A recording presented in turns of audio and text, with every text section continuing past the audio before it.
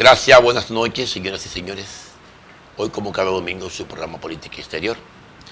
Tenemos el grato placer de contar con la presencia del doctor Max Puig, el senador de la República, el ministro de Medio Ambiente, coordinador de la Comisión para el Cambio Climático de la República Dominicana, un conocedor a profundidad de esos temas, un articulador, un constructor del clima democrático de la República Dominicana, un luchador, un combatiente, un hombre serio, honrado, uno de los pocos políticos en este país que cruza libremente el Pantanal sin embarrarse.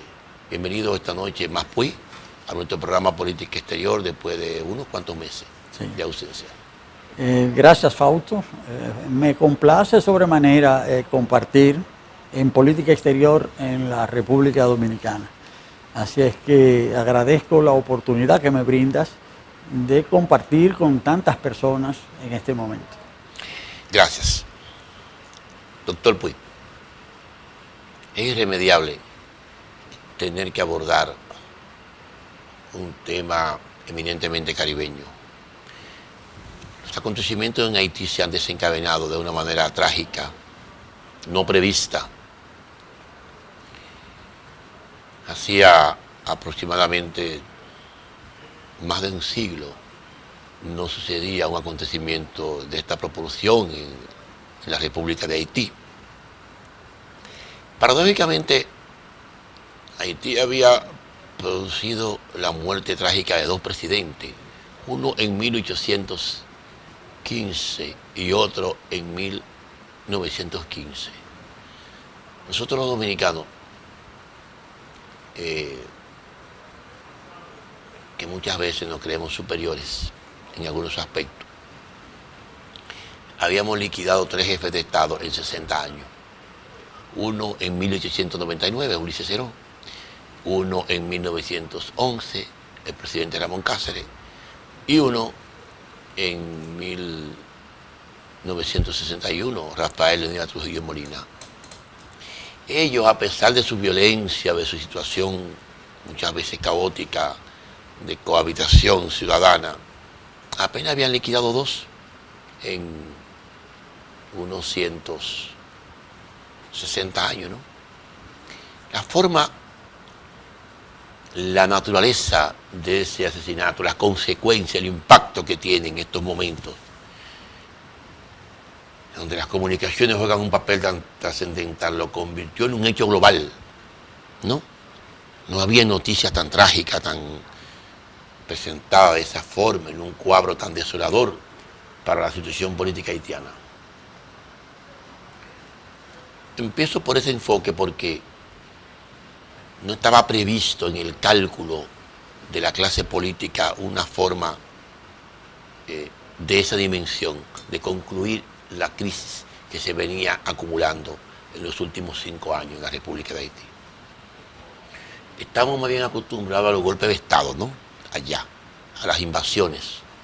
Inclusive ese vestido no lo tuvo ni siquiera François Duvalier, ni lo tuvo nunca Jean-Claude Duvalier, ni la figura polémica de Jean-Bertrand Aristide. Nadie tuvo ese final, mucho menos los dictadores militares. Juvenal Moïse es una persona que viene del campo empresarial, ¿no? Se colocó como jefe de Estado y ciertamente quiso hacer algunas reformas políticas en Haití que junto a otros factores le costaron la vida. Esa reforma constitucional era muy costosa, yo pude analizar bien, estuve leyendo bien las reformas que llevó a cabo. En tu lectura, yo sé que tú tienes una tesis sobre la muerte del presidente Moïse, pero ¿cuál es la lectura que tú sacas y cuál es la consecuencia para la República Dominicana que puede tener el asesinato del jefe de Estado haitiano? Sí. Bueno, Fausto, en sentido general siempre es muy difícil hacer predicciones en materia política, definir el curso de los acontecimientos. Yo recuerdo que a final del régimen de Fulgencio Batista en Cuba, Trujillo envió uno de sus colaboradores a establecer contacto con el dictador cubano, porque Trujillo sostenía al gobierno de Fulgencio Batista, le suministraba armas. Fidel Castro era combatido con carabinas Cristóbal por el ejército de Batista. Y el colaborador de Trujillo llegó aquí el 31 de diciembre de 1958 y Trujillo le preguntó que cuál era el curso de los acontecimientos en Cuba, que qué iba a suceder. Y el 31 de diciembre. El 31 de diciembre, sí. Ya. Y el colaborador de Trujillo le dijo, yo acabo de llegar de Cuba, acabo de entrevistarme con el general Batista, ese gobierno está muy sólido, no hay perspectiva de que Fidel Castro triunfe. Trujillo le dijo, muy bien, muchas gracias. A las 2 de la madrugada, esa misma noche, Trujillo llama a su colaborador y el señor se presenta en Palacio y le dice, ¿qué usted quiere, jefe? Y dice, bueno, vaya al aeropuerto a recibir al general Batista. El mismo hombre que le había dicho que estaba sólido. El día antes le había dicho que ese gobierno estaba muy sólido. Uf. O sea que a veces no es fácil prever el curso de los acontecimientos. Se encadenan imponderables. Hay una serie de elementos, ¿verdad? Bueno, sí, se encadenan, pero es difícil a veces determinar por dónde van a evolucionar las cosas. Claro, esto es en el caso de una insurrección, es mucho más difícil en el caso de un complot destinado a producir la muerte de un jefe de Estado. Claro. Primero es muy difícil predecir un hecho así porque tiene que ser absolutamente secreto. Es decir, son cosas, son acontecimientos que necesariamente llevan una conspiración. Conducen a una conspiración y se urden en la sombra necesariamente. Claro. Entonces, desde ese punto de vista, yo debo decir que no solamente en Haití, aquí en el mundo entero, es decir, hubo una sorpresa generalizada frente a ese hecho. Hacía un siglo que eso no sucedía en Haití. Aquí sí. Para los más fatalistas sí, fue una sorpresa. Aquí sí, porque este año justamente se cumplen los 50 años de la muerte de Trujillo. Sí, correcto. Lo único que aquí eso ha sido festejado, porque este año, por primera vez en 50 años, el 30 de mayo fue declarado Día de la Libertad por el presidente Luis Abinader. O sea, aquí en el mismo año que estamos festejando la muerte de Trujillo, oficialmente, pues se produce la muerte del presidente de Haití. Ahora, ¿en qué contexto se produce esa muerte? No me voy a ir al pasado, sino a la situación misma reinante. ¿Tú crees que el pasado no tiene un componente que te lleva a la muerte? Sí, absolutamente, pero no quisiera remontarme. En Haití se estaba dando y sigue en curso una contradicción muchas contradicciones, pero hay una contradicción muy importante. ¿Tú dices contradicción en términos sociales? En términos sociales y políticos. Sobre todo en términos políticos, una contradicción muy fuerte entre los términos democracia y dictadura. Formalmente, Haití es una democracia constitucional. Claro. Pero una democracia no se define solamente por el origen de sus gobernantes, por la forma en que han sido elegidos. Sino por la práctica. Sino por la práctica, por el ejercicio, claro, por el desenvolvimiento. Claro. Y si bien el presidente actual, el presidente Moïse había sido elegido y el presidente anterior, el presidente Martelly, había sido elegido también. Y Preval también. Y sí, pero en particular estos últimos dos, hay que determinar en qué condiciones fueron electos y también en qué condiciones ejercieron su mandato, para yo explicar esto de la contradicción democracia-dictadura. Martelly es electo en condiciones muy precarias, porque coincidió el año de las elecciones con el tremendo terremoto que provocó la destrucción de la ciudad de Puerto Príncipe y la muerte de 300.000 personas. Sí. En ese contexto no se sabía si se iban a realizar las elecciones, pero se decidió que sí. Bueno, se decidió, ¿quién decidió?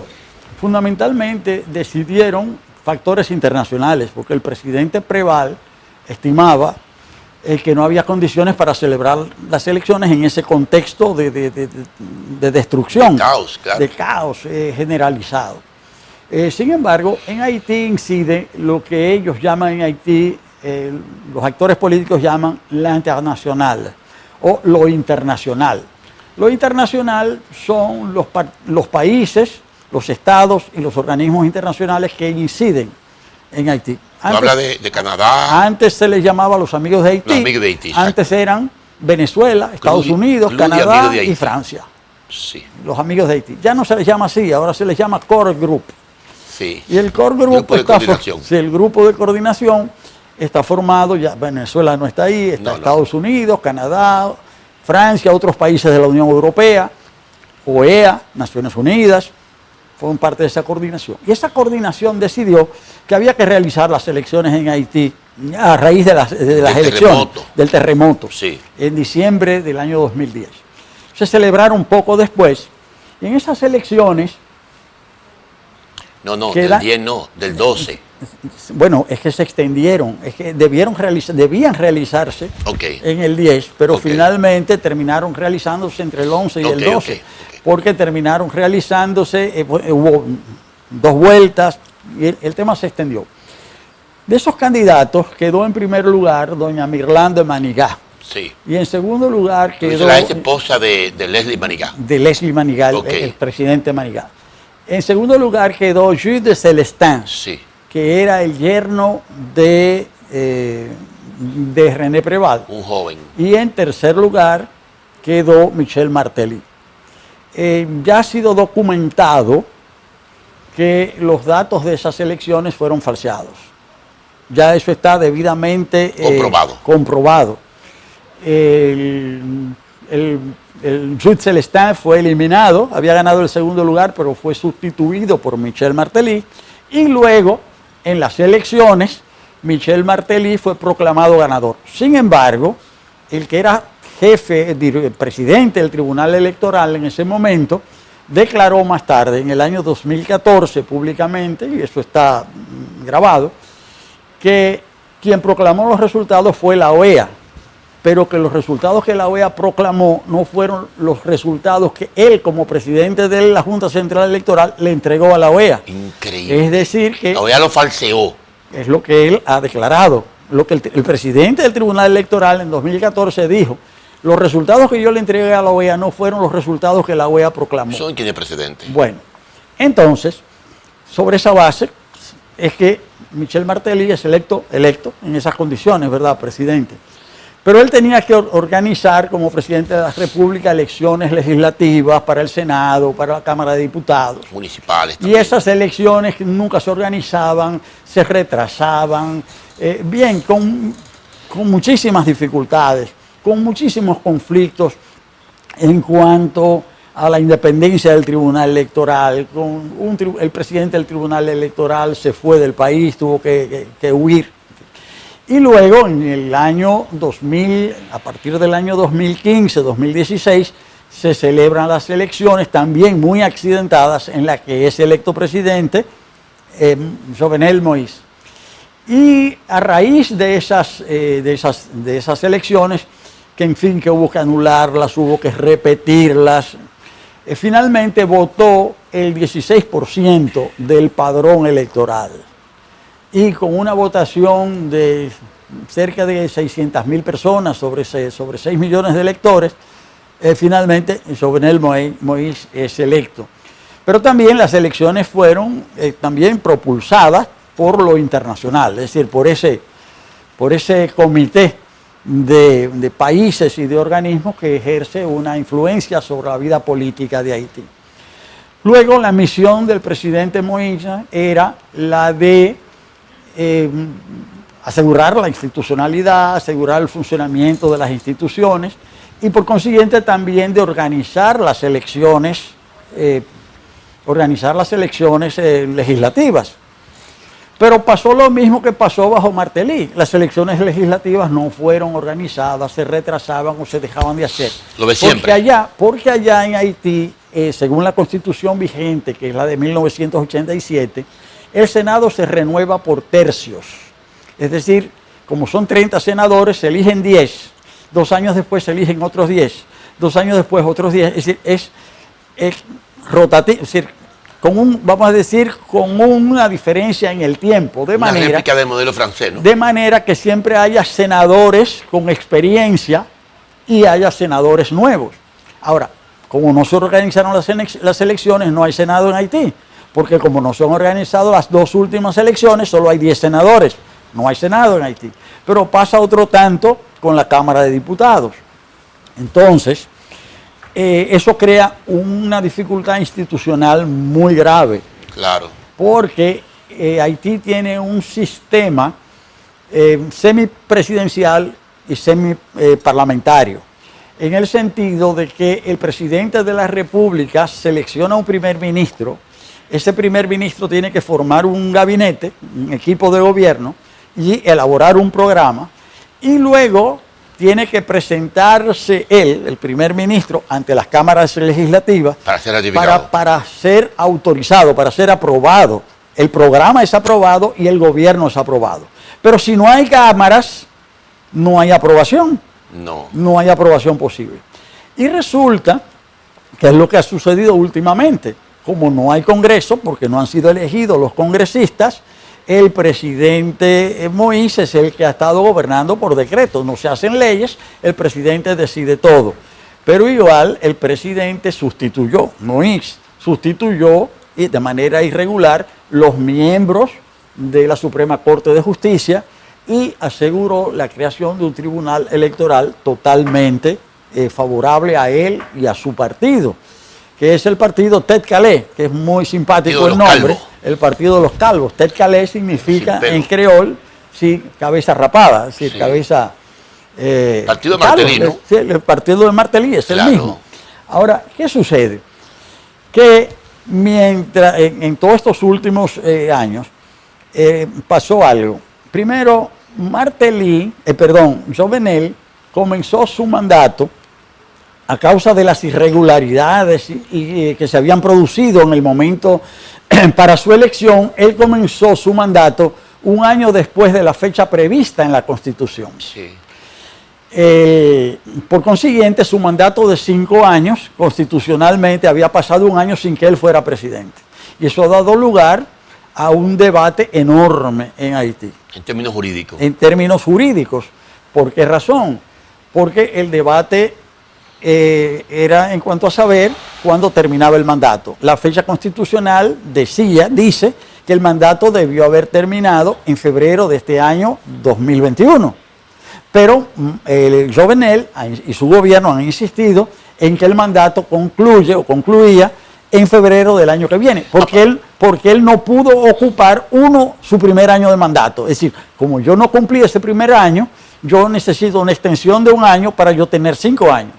Pero la Suprema Corte de Justicia de Haití se pronunció en el sentido de que el hecho de que él no hubiese podido ocupar un año la sala constitucional del Tribunal Supremo, de la Corte de Casación, se pronunció en el sentido de que si él no había podido cumplir un año de mandato, ya eso era circunstancial, que el mandato terminaba de todas maneras en febrero del 2021 y que por consiguiente él solo iba a gobernar 4 años. Bueno, el resultado fue que terminaron destituidos varios de los jueces que tomaron esa decisión. Ahora, aparte de eso, en Haití se han desarrollado todos estos años muchas movilizaciones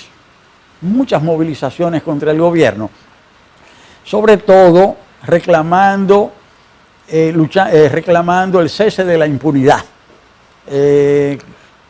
a causa de la corrupción, porque en Haití hubo un debate muy importante, denuncias muy graves acerca del manejo de los fondos de Petrocaribe, de la cooperación venezolana con Haití.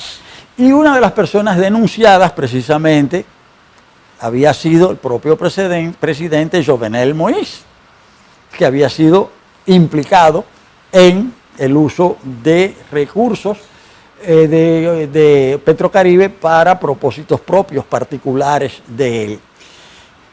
Todo esto en un ambiente de mucha inseguridad, de mucha de inseguridad, muchos secuestros, el surgimiento de bandas, surgimiento de mucha violencia social. De mucha violencia social. En fin, y eso fue creciendo cada vez más. Hasta el punto que durante los últimos 2 años ha habido paralizaciones importantes, huelgas generales y centenares de muertos también. Muchos muertos, mucha violencia social, como señalas. Esto había sido una situación creciente. Entonces, en ese sentido, el planteamiento era el siguiente, que el presidente Jovenel planteó también reformar la Constitución. Hizo una propuesta de reforma de la Constitución para mediados de este año, pero también la forma en que se planteó esa reforma no fue cumpliendo el propio ordenamiento constitucional. Entonces había un debate también en cuanto a cómo se iba a realizar la reforma constitucional. En ese contexto... La naturaleza misma de la reforma, Max. La naturaleza misma era muy profunda. Muy profunda. Eliminaba un cambio político estructural en la conducción del país. Y la forma también, pero la forma en que se planteó no cumplía con los cánones. Sí, yo sé. Porque... el rigor jurídico era violentado. Era violentado. Entonces, en ese... Pero la eliminación, Max, del cargo de primer ministro, la modificación constitucional en cuanto a hacer una presidencia mucho más fuerte, mucho más republicana, le quitaba mucho de poder un poco a ese caos que de manera constante maneja Haití. Y tú sabes que las grandes familias haitianas son las que financian la campaña de todos esos senadores, todos esos congresistas. A través de ellos, las grandes familias haitianas tienen influencia en la conducción del país. Cierto. Eso jugaba un papel, ¿eh? Cierto. El caso es que llegó la fecha de término del mandato. Y eso, bueno, una de las lecturas, ¿no? Bueno, la de la lectura que planteó la Corte, la Sala Constitucional de la Suprema Corte, de la Corte de Casación. Correcto. Y a partir de ese momento, que se llegó a esa fecha, que Jovenel dice, yo sigo al frente de la presidencia, yo sigo al frente del gobierno, ya sin cámaras legislativas válidas. Sí, porque se habían vencido los periodos. Ya no habían cámaras, entonces yo sigo al frente del gobierno, yo voy a seguir gobernando. Y dice la oposición, pues usted cumplió su mandato, ya usted, si es presidente de facto. Ya usted no es presidente constitucional, ya usted es un poder de hecho, ya usted no es un poder de derecho. En ese contexto entonces se arrecian las manifestaciones. Entonces ese conflicto, yo digo, esa contradicción, esa lucha entre dictadura y democracia es una contradicción política fundamental para entender lo que está pasando en Haití hoy. Porque en esa oposición a Jovenel Moïse, en esa oposición, pues es una oposición muy diversa, muy fragmentada. Muy dispersa también. Sí, con muchos partidos. Un abanico. Un abanico, sí, muy abierto, muy amplio, pero ese es el telón de fondo político. Pero hay otras contradicciones. La crisis social. Una crisis social profunda, el empobrecimiento, pero en términos políticos también surge otro elemento. Y es que en febrero el propio presidente Jovenel Moïse declara que él está siendo amenazado de muerte y que él teme por su vida y que quien está planificando asesinarlo es la oligarquía. Le pone nombre, sí. Entonces, él está diciendo que son las familias tradicionales del poder en Haití las que... Que no son muchas más, ¿eh? No, pero son muy poderosas. Eso sí. Son muy poderosas, es una élite muy reducida, pero con mucho poder. Y Jovenel Moïse dice que hay una contradicción entre el poder establecido, él en este caso, el gobierno de la República de Haití, y la oligarquía. Entonces es otra contradicción de peso, muy importante. Pero surgen otras contradicciones. Con la iglesia. Con la iglesia, porque la iglesia asume el punto de vista de lo que podemos llamar ese campo democrático amplio en Haití, toda esa oposición que está luchando por el establecimiento de un régimen democrático liberal, ¿verdad? Sí. La Iglesia asume el punto de vista de lo que se puede llamar todo ese campo, todos esos sectores democráticos muy diversos, ¿verdad? Y muy dispersos de Haití. Entonces surgen otros conflictos, es decir, está el conflicto entre el orden y el caos. Es decir, el tema del monopolio del uso de la fuerza. En todo Estado organizado, el uso de la fuerza es un monopolio estatal. Claro. Es un monopolio del Estado. Y el Estado es el que decide en qué condiciones se organiza la fuerza pública, el ejército, la policía o las policías municipales, o qué ciudadanos pueden portar un arma y cuáles no. Entonces ahí hay un conflicto entre orden y caos, porque definitivamente se asienta en Haití una dispersión tremenda, una policía reducida, 7.000 hombres, con conflictos internos en esa policía, allí dentro. Claro. Pero además de eso, comienzan a surgir toda una serie de grupos armados, paramilitares. Y se observa que esos grupos en realidad no son grupos realmente autónomos. Responden o al gobierno, o a sectores del gobierno, o a legisladores, o a ricos haitianos, a empresarios, que cada uno monta su pequeño ejército particular. De protección y de ataque. Y hay un estudio de la Escuela de Derecho de la Universidad de Harvard, de este año, me parece, de hace pocos meses, donde ellos establecen que según el análisis que ellos han realizado, todos esos grupos, esas pandillas armadas, que en Haití les llaman los gangs, esas pandillas en realidad dependen fundamentalmente del poder central, las principales dependen del gobierno. Es lo que afirma la Universidad de Harvard, pero es lo que plantea también la oposición. Entonces, eso es otro conflicto, hasta el punto de que se ha creado una federación de pandillas. Y la federación de pandillas tiene un vocero público. Y ese vocero público da declaraciones y hace ruedas de prensa. Y ese señor tiene un apodo, él se hace llamar Barbecue. Sí. O sea, el señor Barbecue. Yo pensaba que era como el ron, barbacoa. Sí, no, es barbecue, como un barbecue. Ok. Y ese señor, incluso hace varias semanas, dio unas declaraciones diciendo que la lucha, él es el presidente o el líder de la Federación de Pandillas, de gangs. Y ese señor declaró que la lucha había asumido otro carácter, que a partir de ese momento la Federación de Pandillas iba a encabezar una lucha revolucionaria contra la oligarquía. Ahora, no sé, 3 o 4 semanas. Sí. Y que él iba a encabezar esa lucha contra la oligarquía, retomando el tema que había asumido el presidente Jovenel Moïse en sus declaraciones del mes de febrero.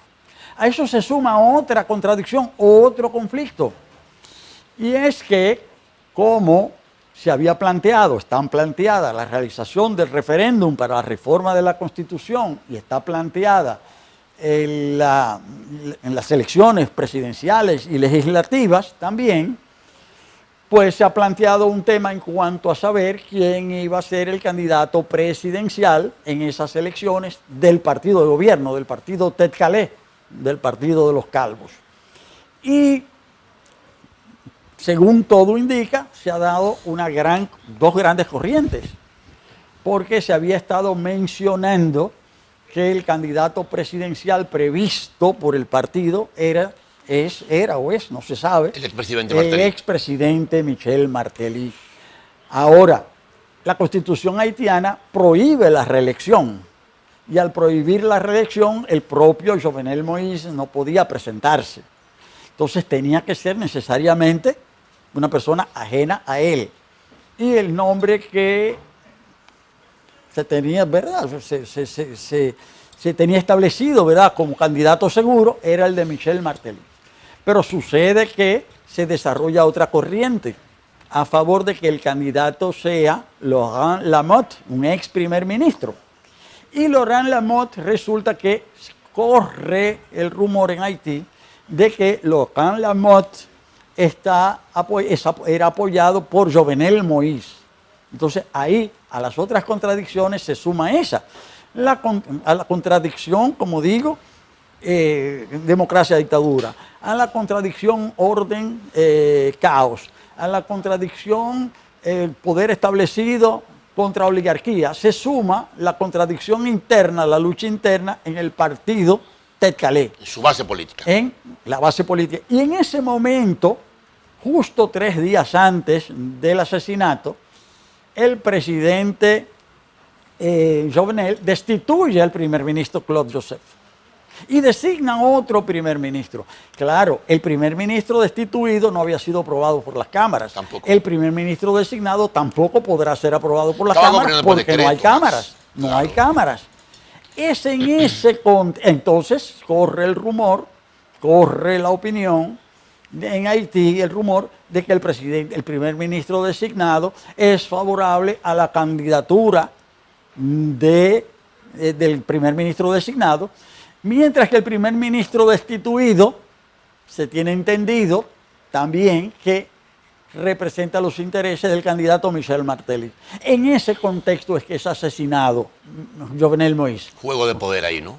Pero un juego de poder, y entonces, tremendo, pero ahí viene, si ya la situación política era confusa, el asesinato es todavía mucho más confuso, porque las versiones contradictorias que hay son versiones muy contrapuestas. La primera información, la información oficial de la muerte del presidente la ofrece el primer ministro interino, Claude Joseph, que dice, bueno, él no dice que ha sido destituido, yo soy el primer ministro, han matado al presidente, yo aseguro, yo tengo el control del país y decreto el estado de sitio, ya tenemos algunas informaciones, vamos a perseguir las personas que han asesinado al presidente. El país, claro, y el mundo el país entra en estado de shock, que es lo lógico, ¿verdad?, en una situación como esa. Pero comienzan a fluir las informaciones. Comienza a fluir la información de que los que mataron al presidente hablaban español, que parecían colombianos o venezolanos, que no se sabe dónde se fueron, y comienzan las versiones contradictorias. Pero esas versiones contradictorias también revelan lo siguiente. Comienza a surgir la información que los colombianos llegaron a la residencia presidencial a eso de las 2 y pico de la mañana y que el presidente había sido muerto a la 1. Entonces, si es así, ¿quién lo mató? Eso no está claro. Si realmente hoy no se sabe quién mató a Jovenel Moïse. Entonces, ya eso, si se necesitaba un elemento mayor de confusión, pues ahí lo tenemos. Y comienza entonces el trasiego de información. Resulta que los colombianos son detenidos, algunos son muertos, la mayoría son detenidos, y comienza a aparecer que algunos de ellos incluso estaban en pantalones cortos, ninguno estaba aparentemente huyendo, y dice, bueno, pues ¿cómo es que esta gente mata al presidente y no tenía un plan de fuga? Entonces comenzaron a aparecer las inconsistencias de la versión, y eso fue el miércoles, pero ya el viernes está corriendo otra versión, ya se ha afianzado otra versión, una versión distinta. Y esa versión distinta ya lo que señala es que el presidente Moïse fue asesinado por gente de su entorno más cercano. Que, debo decir, la Guardia Presidencial de Haití tiene 1000 hombres, de los 7000, hay 1000 hombres en la Guardia Presidencial. La reconstrucción del nuevo ejército, tú quieres decir, ¿sí? Que se intentó armar, ¿no? Sí, pero solo directamente dependiendo de la presidencia, 1000 hombres, Sí, bien armados, bien entrenados. Pero ya no son policías, sino ejército, en este caso. Ese es sí, el nombre jurídico. Sí, porque no es un cuerpo de policía, es un cuerpo militar de protección del presidente. Claro. Y de palacio. De palacio. Pero Claro. ¿cómo es posible? Una guardia palaciega. ¿Y cómo es posible que un hombre que está protegido por 1000 hombres entre en un grupo a su habitación, lo torture, bueno, es lo que se ha dicho, ¿no?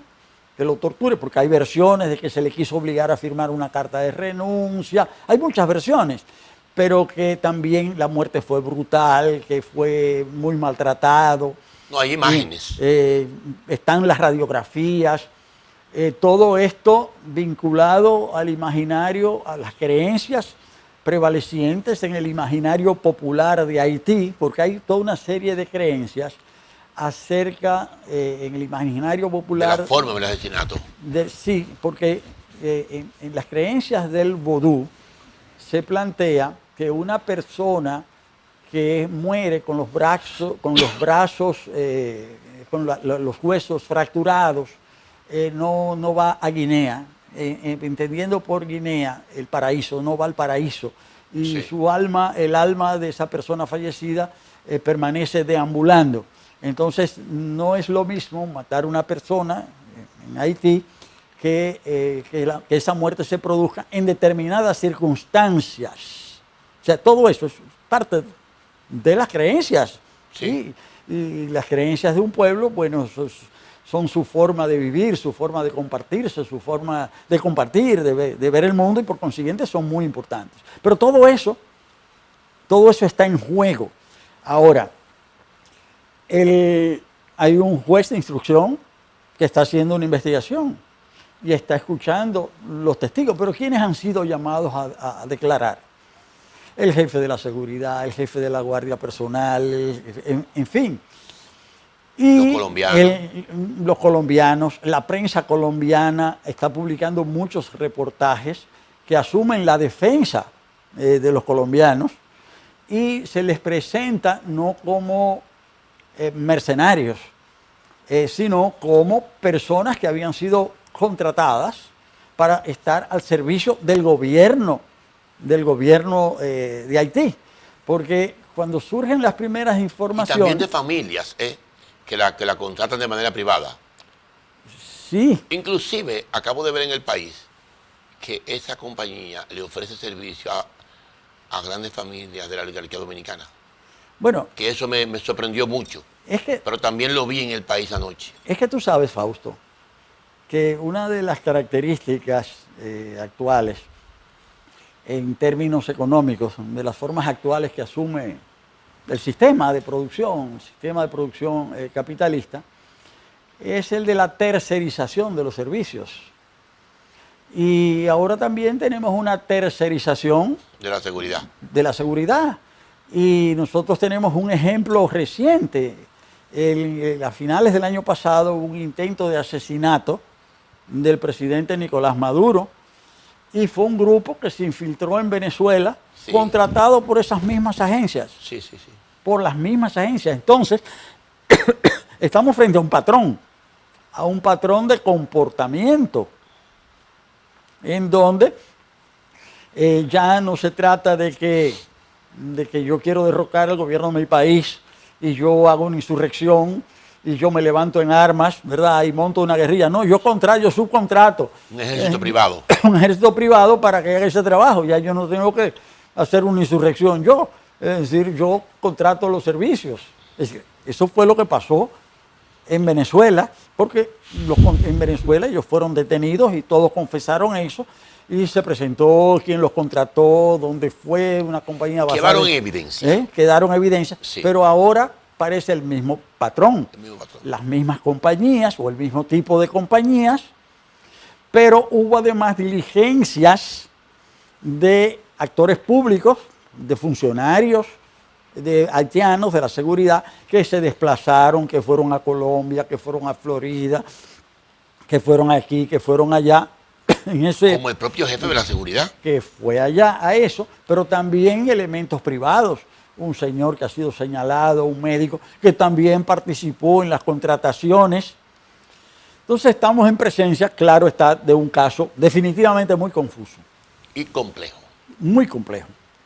Max, abonando tus juicios, yo quiero decirte lo siguiente.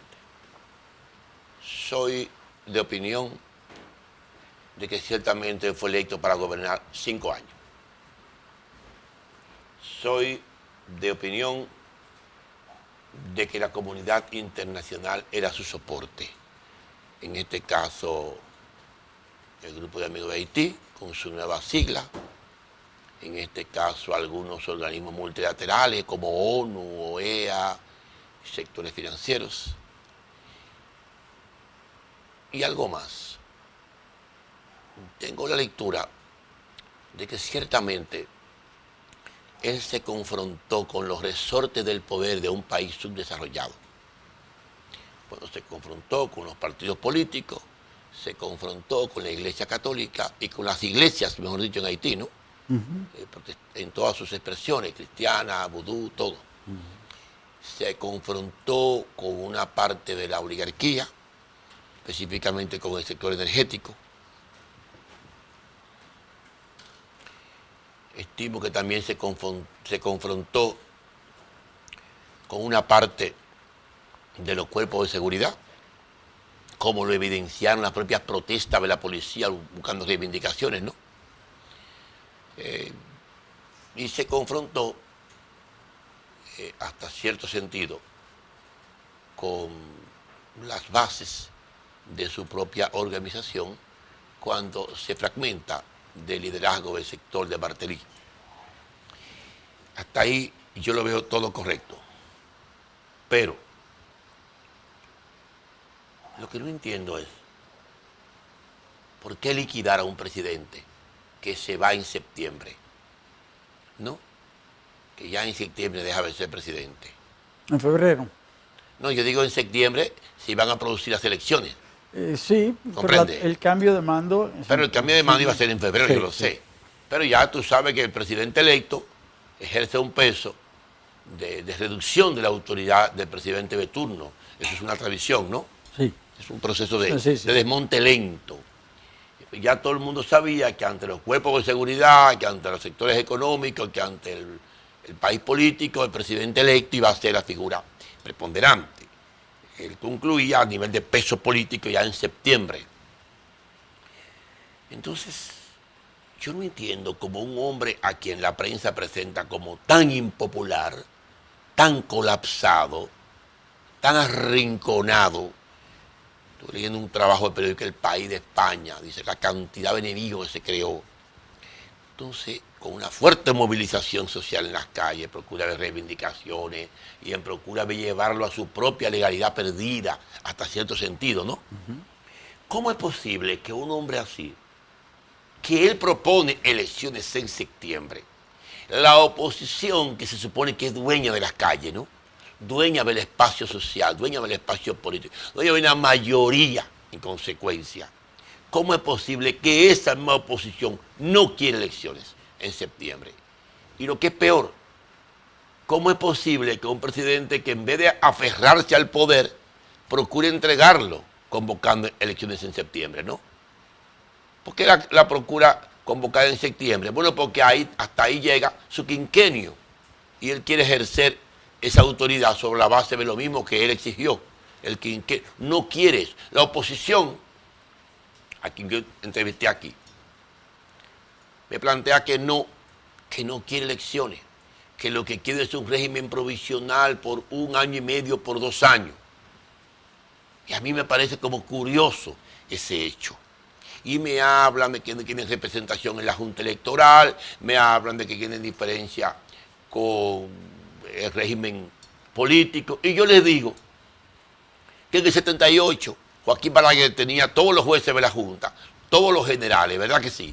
Todo el poder, inclusive una parte de la comunidad internacional. Sin embargo, tú recordarás que la oposición política encabezada por el PRD fue a elecciones sin un juez de la Junta, sin la más mínima espacio dentro de las fuerzas de seguridad, y venció a Balaguer, y Balaguer tuvo que entregar, un poco negociado, pero tuvo que entregar, aunque se quedó con el control del Senado, ¿no?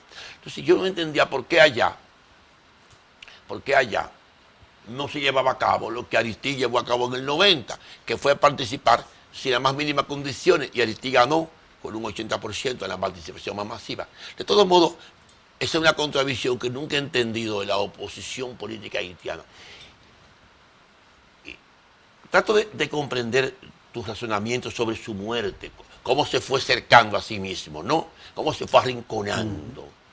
Pero lo que yo no entiendo es, si no es un crimen de odio, que veo componentes de crimen de odio en la hazaña, ¿no?, de su asesinato, ¿por qué más había que liquidar a un presidente arrinconado políticamente, arrinconado socialmente, arrinconado con una crisis económica devastadora, inclusive con contrarios internacionales nuevos como Venezuela, que se confrontó con él y él con Venezuela al final, cuando se puso en manos de Trump, recuerda, ¿no? Entonces, ¿por qué había que matar a un presidente que no se aferra al poder, sino que convoca elecciones en septiembre, aún violentando algunos aspectos? ¿Por qué había que matarlo? O sea, ¿qué sentido tiene la muerte en este aspecto? ¿Qué rol juega la muerte en el futuro de Haití? ¿Y a quién convenía su muerte? Sí. ¿Qué lectura tú sacas de eso, Max? Bueno, debo decirte que hay un elemento, lo que tú estás planteando es otra pregunta, es decir, yo he tratado de explicar el contexto en que se produce el fenómeno, la muerte. Sí, magnicidio, ¿no? Sí, en que se produce el magnicidio. Pero hay un elemento que no señalé y que quizás sea importante destacarlo. Sí. Y es que hay un video de Jovenel Moïse de hace unas 3, 4 semanas, donde él aparece en una reunión junto a sus partidarios y diciendo, no importa qué elecciones se hagan, pueden hacer las elecciones que quieran. Lo importante es que nosotros vamos a seguir en el poder de todas maneras. Entonces, yo pienso que eso es un elemento importante. Es decir, que él afirma esa voluntad de seguir en el poder independientemente de lo que pudiese pasar. Lo mismo que dijo Danilo en el Palacio de los Deportes. Yo le gano a todo como quiera, recuerda, ¿no? Sí. Ahora. Una frase de ánimo. ¿Qué sucede? Que lo que está planteando también está diciendo, ya se sabe cuáles han sido los resultados de las anteriores elecciones en Haití, sí. Ya se sabe que han sido elecciones completamente irregulares, él está diciendo, las hacemos, no importa, que de todas maneras nosotros nos quedamos. Entonces, eso se relaciona entonces con el tema de saber, es decir, hasta qué punto esas elecciones se iban a realizar con ciertas garantías, con un mínimo de garantías. Y obviamente lo que ha estado planteando la oposición en este caso es que no había garantías ninguna. Es más, hoy día yo pienso que ese es el problema fundamental de Haití. No se pueden llevar a cabo en septiembre, Max. Pero el tema, Fausto, yo creo que no es solamente de fecha. Sí. Es de garantías. Sean en septiembre, en octubre, en noviembre, el año que viene, cuando se vayan a realizar las acciones. ¿Qué garantía para ti, Max? Garantía en tu lectura. Que los actores sociales fundamentales tengan un acuerdo mínimo y haya un mínimo de confianza en la Junta Electoral. Un mínimo de confianza. Tiene que ser una Junta. Y en el padrón electoral. Y en la composición del padrón. Sí, y en la organización misma de las elecciones. En las condiciones. El tema es que acá hay una responsabilidad, cierto, de la comunidad internacional, pero hay una responsabilidad fundamental del pueblo haitiano y de las organizaciones que representan al pueblo haitiano y de sus sectores productivos, de sus sectores políticos, de sus iglesias, que deben también tener algo que decir. El tema no es que les digan, usted va a hacer elecciones, ¿sí? Porque lo que ha pasado en Haití es que se han organizado elecciones presidenciales y ha habido presión para que se hagan esas elecciones presidenciales, pero después no ha habido presión para que haya elecciones legislativas, intermedias. Entonces, ustedes elijan un presidente. El problema entonces no es la democracia. Pongan un presidente ahí, no importa después si él ejerce o no democráticamente. Sí. Ese es el problema de fondo. Uno de los problemas de fondo. Bueno, en términos del poder, sí. En términos del poder es el tema, porque es el tema de la legitimidad. Sí. Lo que le da validez al gobierno es ese. Y yo pienso que eso es lo fundamental. O sea, que tú estarías de acuerdo entonces con la composición de un gobierno provisional que crea las condiciones. No, perdón. Yo lo que pienso que hay que establecer condiciones mínimas para asegurar valga la redundancia, la seguridad. ¿Y eso pasa por la prolongación de un gobierno no, eso pasa ahora mismo. ¿Quién tiene el monopolio de la fuerza? ¿Se van a organizar las elecciones con las bandas o sin las bandas? ¿Quién desarma las bandas? ¿O se ponen de acuerdo las bandas también para participar? Como actores políticos. Porque ellos se proclaman actores. Lo que yo digo es que con una policía infuncional y con las bandas actuando en esas condiciones, sea hoy o mañana o pasado mañana, no hay condiciones. El pueblo haitiano tiene que sentarse y ponerse de acuerdo para establecer las bases sobre las cuales se puedan realizar esas elecciones. Es mi punto de vista. Con esas condiciones, ya estamos en la recta final del programa, nos están haciendo señas de manera sostenida, pero con esas condiciones, ¿tú estarías de acuerdo con una intervención de la comunidad internacional? No, Haití es que tiene que decidir. Haití es que tiene que decidir. Okay. Son los actores haitianos los que tienen que decidir. Nadie tiene derecho a decidir por el otro. Nadie.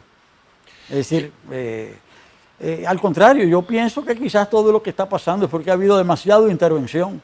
Muy bien.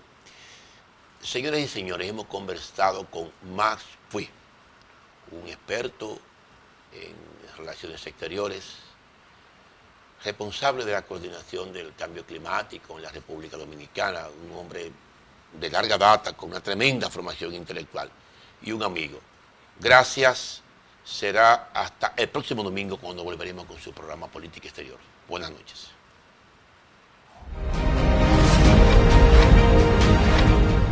El hub logístico es una combinación de factores que busca generar negocios en un área geográfica. Entonces, la República Dominicana, por sus carreteras, por sus aeropuertos, por sus muelles, por su ubicación geográfica, tiene el factor que se llama el nearshoring. El nearshoring es la cercanía de las costas. Estamos muy cercanos del gran mercado que tiene el mundo, que es América del Norte. El mundo entero produce para venderle a América del Norte. Entonces eso quiere decir que nosotros podemos ser el receptáculo de todas esas mercancías que van hacia América del Norte, América Central y América del Sur, que América del Sur también se convierte en un gran consumidor del mundo. Y el trasiego de materia prima desde América del Sur al Asia, ser el centro de eso, es de lo que se trata, ser un hub logístico.